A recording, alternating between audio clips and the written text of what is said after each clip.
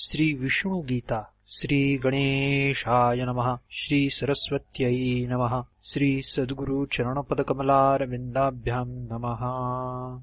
अध्याय पहला। वैराग्य योग वर्णनम। सूत उवाच।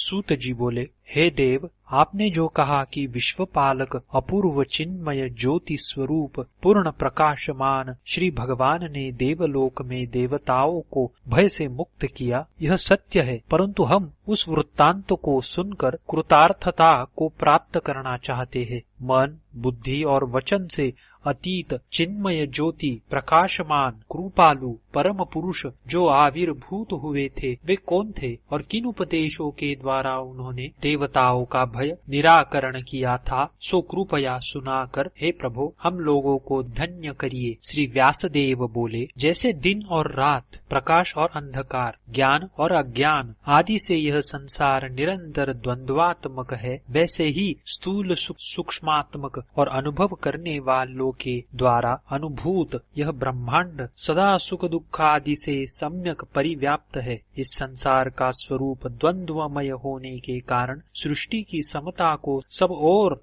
सब तरह से रक्षा करने के लिए देवता और असुर अति यत्न से दैव जगत में अपने अपने प्रभुत्व को चाहते हैं। इसी कारण सूक्ष्म जगत में देवता और असुरों का सर्वदा विरोध रहता है। दैव राज्य में जब देवताओं का सर्वथा प्राधान्य हो जाता है, तब धर्म की पूर्णता हो जाने से सृष्टि में निर्दोष सामंजस्य होता है। काल के प्रभाव से अथवा जीवों के समष्टि प्रारब्ध के कारण देवताओं का आधिपत्य जब पूर्णतः शिथिल हो जाता है, तब असुरों का प्राधान्य बढ़ जाता है, यह निश्चित है। और देव क्रिया में वैषम्य हो जाने से सृष्टि में नाना विपर्यय होते हैं। देवताओं के तप का क्षय हो जाने पर असुर मुख्यता को प्राप्त होते हैं, और असुरों के तप का क्षय हो जाने पर देवता पुनः प्रभुता को प्राप्त हो जाते हैं। सदा ही इस प्रकार अधिदैव राज्य में देवता और असुर समय समय पर प्रभुता को प्राप्त होते रहते हैं। यही देवता और असुरों के परस्पर के नित्य संग्राम का रहस्य है। सर्वदा ही देवता और असुरों का इस प्रकार ब्रह्मांड में भी और पिंड में भी उत्कट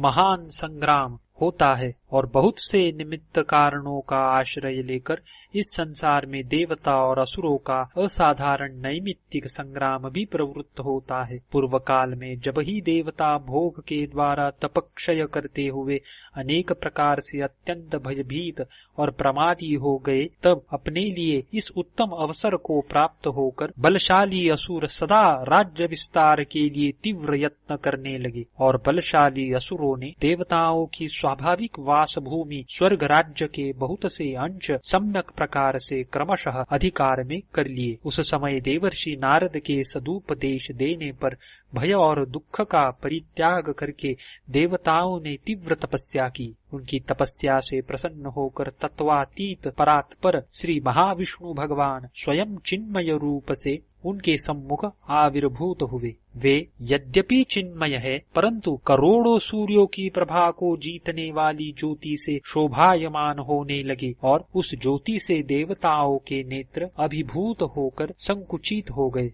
और वह अत्यंत अद्भुत ज्योति तत्काल सूक्ष्मत्व को प्राप्त हुई, और चिन्मयत्व से व्याप्त देवताओं के हृदयाकाश का स्वतः आकर्षण हुआ। उस समय देवता बहिर्ज्ञान शून्य होकर आनंद सागर में सुखपूर्वक डूब गए और मूर्छितों के समान हो गए। तब मुग्ध देवताओं के हृदयों में विद्यारूपा शुभदायिनी विष्णु प्रिया महामाया आविर्भूत हुई। बहिर्ज्ञान शून्य अवस्था में विद्या के समागम द्वारा अविद्या के निवृत्त होने पर सब देवता पूर्ण प्रकृतिस्थ हुए। तदनंतर स्वच्छ हृदय देवताओं ने सम्मुख स्थित अदृष्ट पूर्व परम अद्भुत किसी पुरुष को देखा। वे पुरुष सर्व सौंदर्य की शोभा से पूर्ण है, शांत ज्योति से प्रकाशमान है, अनेक विस्मय और अनेक आनंद को देने वाले और देखने में मनोहर है। चारों हाथ जिनके शंख, चक्र, गदा और पद्म से सुशोभित है, मानो भक्तों को प्रेम पूर्वक चतुर्वर्ग यानी धर्म अर्थ काम मोक्ष देने को आए हैं। दिव्य श्याम जिनका वर्ण है, अनंत रूपधारी अनंत जिनका पर्यंक है, कौस्तुभ मणि से विभूषित है, कोटि सूर्य ग्रहों की ज्योति से सेवित प्रकाशमान शरीर वाले है, केयूर कुंडल को धारण करने वाले है, वनमाला से विभूषित है, उनके नख मानो निष्कलंक चंद्र है,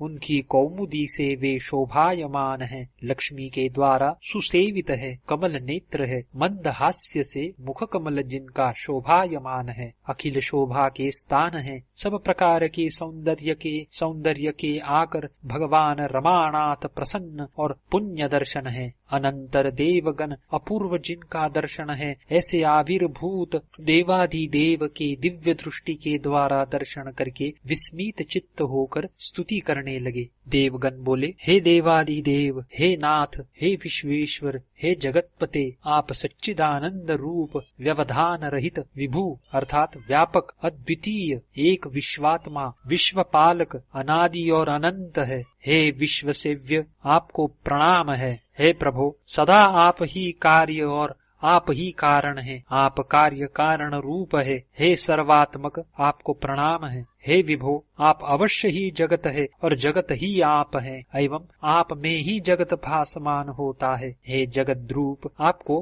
प्रणाम है। पुनः आप में ही जगत स्थित है, परंतु तत्वतः आप उसमें नहीं है। हे विश्वाधार, आपको प्रणाम है। आप ही की अव्यक्ता प्रकृति भी व्यक्ता होकर बुद्धि, अहंकार, तन्मात्रा, पंचभूत और इंद्रिय रूप से सदा स्थूल सूक्ष्मात्मक विश्व को सर्वथा उत्पन्न करती है। हे प्रभु, आप जगत की मूल जो प्रकृति उसके भी मूल हो और स्वयं मूल शून्य हो, आपको प्रणाम है। अन्नमय कोश से आप स्थूल विश्वमय होते हुए जीवों को मोहित करते हैं। हे मोह है तो आपको प्रणाम है। स्थूल मृत्युलोक और सूक्ष्म दैवलोक, इन दोनों लोकों का परस्पर संबंध आप प्राणमय कोश होकर स्वतः स्थापन करते हैं। हे संबंध स्थापन के कर्म में परम दक्ष, आपको प्रणाम है। मनोमय कोश से परम अद्भुत अविद्या के निकेतन को बनाकर और विज्ञानमय कोश से विद्या के निकेतन को बनाकर आनंदमय कोश में आप नित्यानंद रूप से विराजमान रहते हैं।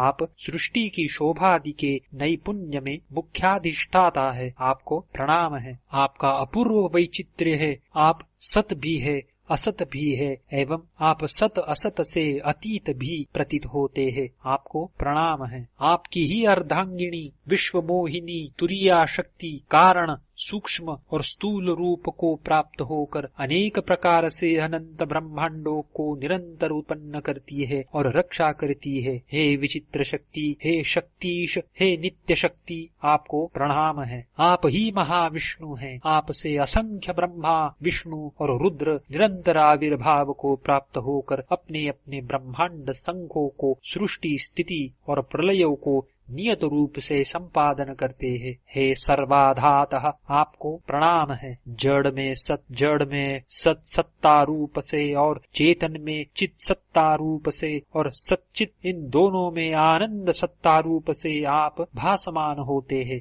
हे सच्चिदानंद, आपको प्रणाम है। हे देव, विष्णु, सूर्य, शक्ति, गणेश और शिव के स्वरूप से मंगलकर सगुण पंचमूर्ति को ग्रहण करके आप एक और अद्वितीय होने पर भी हितकारक उपासना की शैली को सुगम करते हैं। हे भक्ति है तो आपको प्रणाम है। हे सर्वेश्वर, आप स्वयं ही यज्ञेश्वर, आप स्वयं ही यज्ञेश्वर रूप से मोक्षदायिनी कर्म कारणीय गति की रक्षा करते हैं, आपको प्रणाम है। आप चिद्भावमय विष्णु, सद्भावमय शिव, तेजोभावमय सूर्य, ज्ञान भावमय गणेश और शक्ति भावमय देवी होकर अनान्य अधिकारियों को सगुणोपासना में आत्मज्ञान का उपदेश देते हैं, आपको प्रणाम है। हे सर्वशक्तिमन, हे शक्त, हे सर्वात्मन, हे कृपानिधे, आपकी ही शक्ति से हम सब देवतागण चालित होते हैं, यह निश्चय है। आपको ही सत्ता से हे देव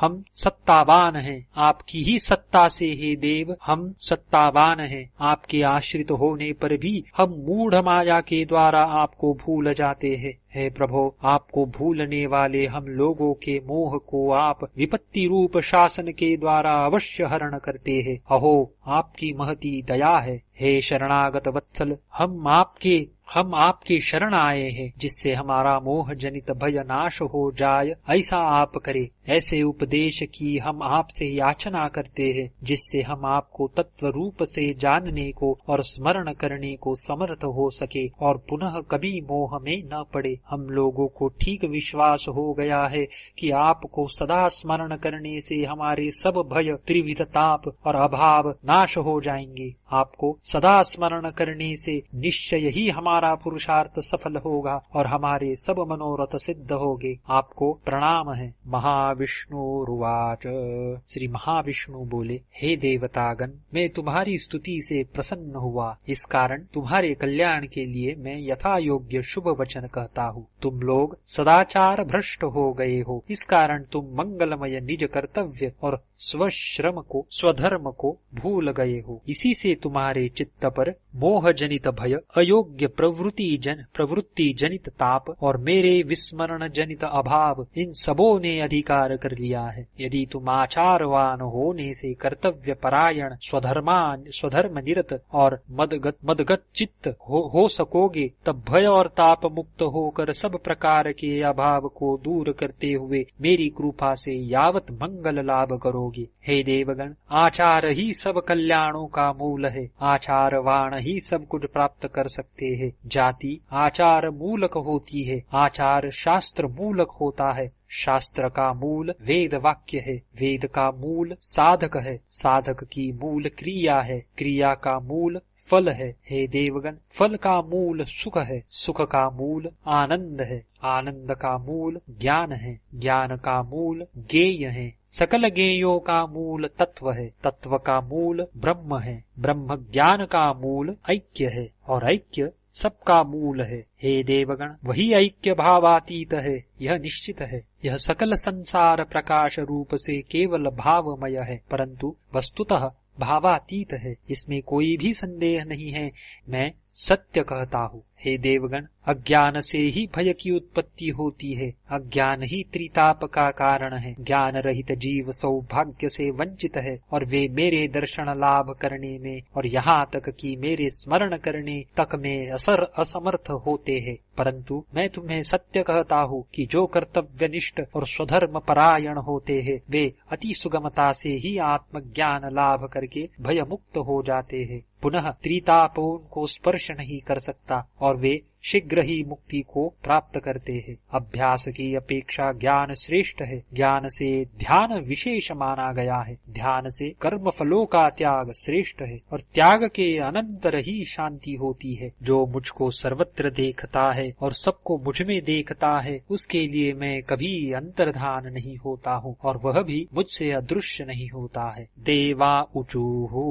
देवतागण बोले, हे देवाधिदेव, हे सृष्टि स्थिति प्रलय करता, हे सर्वश, हे सर्वज्ञ, अब हम लोगों को यह विदित हुआ कि आपको विस्मृत होने से ही हम लोगों की यह दुर्गति हुई है। आपकी आज्ञा सत्य है कि अभ्यास के द्वारा ही जीव निर्भय पद की ओर अग्रसर होते हैं और क्रमशः भय रहित होकर परम भाग्यशाली हो परम शांति को शीघ्र प्राप्त करते हैं। अतः हे दीन जनों के आश्रयदाता, आपके कहे हुए क्रम के अनुसार हम शांति को प्राप्त करके कैसे भय रहित हो सकेंगे, कैसे भय रहित हो सकेंगे, सो कृपया आज्ञा कीजिए। श्री महाविष्णुरुवाच। श्री महाविष्णु बोले, हे देवगण, जीव इंद्रियों की सहायता से विषयों में फंसकर विषयाकार वृत्ति को प्राप्त करता हुआ नाना दुख प्राप्त करता है। यही दशा सब भयों की कारण है। यही दशा स्वर्ग, नरक, प्रेत, पितृ आदि नाना लोक प्राप्ति और अवागमन का मूल कारण है। अतः विषय वैराग्य द्वारा इस बंधन को शिथिल करता हुआ अभ्यास की सहायता से प्रारब्धवान साधक जब सफलता लाभ करता है, तब ही वह ज्ञानवान होकर उन्नत अधिकार प्राप्त करने का अधिकारी बनता है। हे तत्व जिज्ञासु देवतागण, नश्वर शरीर के संबंध से आप लोगों का जो भय है सो भ्रम मूलक है। इस संसार की सब वस्तु नश्वर है। विशेषतः यह संसार अज्ञानमय होने के कारण भय से पूर्ण गुण है। अज्ञान संभूत विषय में आसक्त रहने से कोई भी भय रहित नहीं हो सकता। पुत्र, मित्र, कलत्रादि स्वजन केवल अपने अपने कर्म भोगने के लिए एक देश काल में उत्पन्न होकर अपने अपने स्वार्थ सिद्धि के लिए आत्मीय रूप से प्रतीत होते हैं। उनमें मिथ्या संबंध स्थापन करके देही अनेक भय को प्राप्त होता है। यह सब आत्मीय जनित भय और दुख अज्ञान मूलक है। नश्वर कामिनी कांचन आदि भोग पदार्थ अपनी नश्वरता के कारण कदापि सत्य सुख को उत्पन्न नहीं कर सकते। इस प्रकार के नश्वर विषयों में फंसकर देही निरंतर अनेक प्रकार के दुख और भय प्राप्त करता है। शरीर में जरा और मृत्यु का भय है। पुत्र कलत्रादि में काल और वियोग का भय है। धन में राजा और चोर का भय है। यौवन में वार्धक्य का भय है। रूप में जरा और रोग का भय है। बल में शत्रु का भय है। भोग में रोग का भय है। कुल में पतित होने का भय है। मान में दीनता का भय है। गुण में खलो का ही भय है। शक्ति में निंदक का भय है। विद्या में वादी का भय है। सब लोगों के अभिप्सित स्वर्ग में भी ईर्ष्या और पतन का भय है। केवल उत्तम वैराग्य पद ही भय रहित है। हे देवतागण, जिस विचार के द्वारा इसकी प्राप्ति निश्चय ही होती है उसको जगत कल्याण के लिए ही कहता हूँ, सो जानो। देहाभिमानी जीव का जिस प्रकार इस देह में कौमार, यौवन और वार्धक्य है, देहांतर प्राप्ति अर्थात मृत्यु भी उसी प्रकार है, यानी अवस्था भेद मात्र है। अतएव ज्ञानी उसमें मोहित नहीं होते हैं। हे श्रेष्ठ देवगण, इंद्रियों की वृत्ति और उनके साथ इंद्रियों के विषयों का संयोग ये ही शीतोष्णादि सुख दुखों को देने वाले हैं। ये सब आगमापायी यानी उत्पत्ति नाश विशिष्ट है, अतएव अनित्य है। उनको सहन करो अर्थात हर्ष विषाद आदि के वशीभूत मत हो। हे देव श्रेष्ठो, ये सब कुछ दुख में समभाव युक्त जिस धीर पुरुष को व्यथा नहीं देते है वह अमरत्व प्राप्त करता है। अनित्य वस्तु स्थायी है और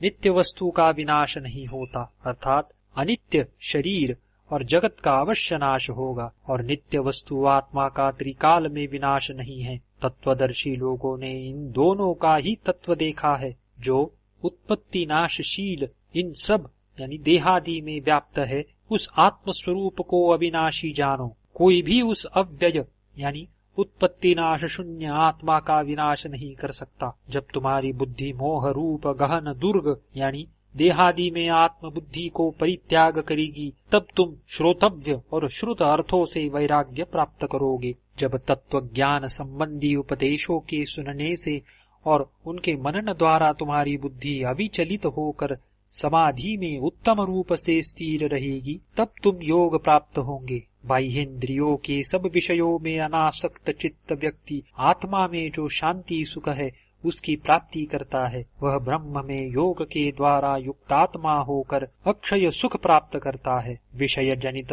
जो सब सुख है वे निश्चय ही दुख के हेतु है एवं आदि और अंत विशिष्ट अर्थात अनित्य है। इसी कारण हे देवगण, विवेकी पुरुष उन सब में रत नहीं होते हैं। जिस प्रकार मनुष्य जीर्ण वस्त्र परित्याग करके दूसरे नवीन वस्त्र धारण करता है उसी प्रकार आत्मा जीर्ण शरीर परित्याग करके अन्य नूतन देह धारण करता है। हे देवगण, सकल भूत प्रारंभ में अव्यक्त यानी चक्षु आदि के अगोचर है, केवल बीच में व्यक्त यानी प्रकाशित है एवं मरण काल में भी अव्यक्त है। ये सब ही आप विचार करें। कोई इस आत्मा को आश्चर्यवत देखता है, इसी प्रकार कोई इसको आश्चर्यवत कहता है और कोई इसको आश्चर्यवत सुनता है और कोई सुनकर भी इसको नहीं जानता है। इति श्री विष्णु गीतासूपनिषत्सु ब्रह्म विद्यायां योग शास्त्रे